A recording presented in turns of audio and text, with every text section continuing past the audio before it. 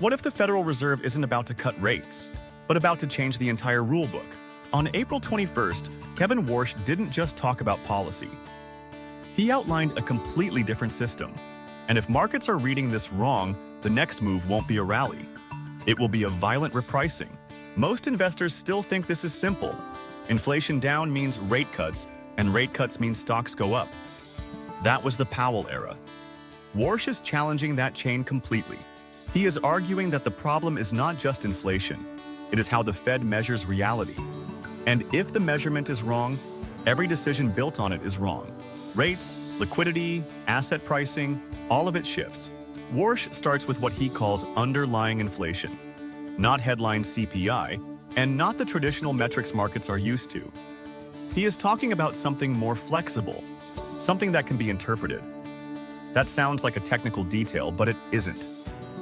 It gives the Fed ultimate control over the narrative. Then he removes forward guidance.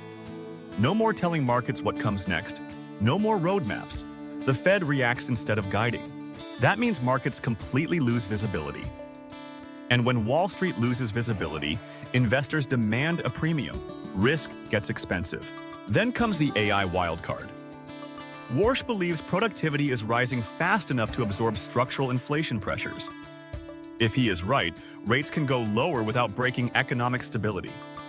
But if he is wrong, the Fed cuts directly into a brand new inflation cycle. And then comes the heaviest shift, the balance sheet. Warsh does not want the Fed acting as a permanent buyer of last resort. He wants the bond market to stand on its own 2 feet. No constant support, no hidden floor. At first, markets reacted with fear. Less Fed support means tighter liquidity. Then, the algorithms flipped because if inflation is measured differently, cuts could theoretically come sooner. But those two ideas do not fit together. You cannot have lower rates and less liquidity support at the same time. Something has to give. And that is the hidden shift.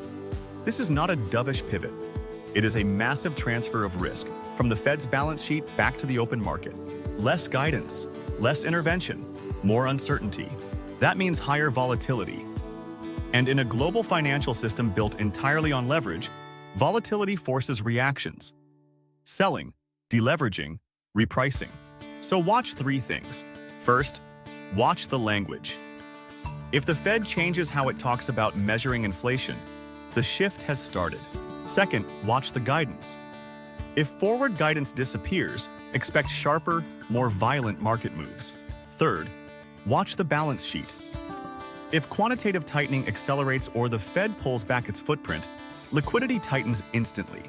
This is not about the timing of the next 25 basis point rate cut. This is about whether the Fed keeps protecting markets or finally lets them stand on their own. And once that floor disappears, everything reprices. This is Macro Pulse, Global Notes by JP. If you found this breakdown helpful, comment, like, share, and hit the bell.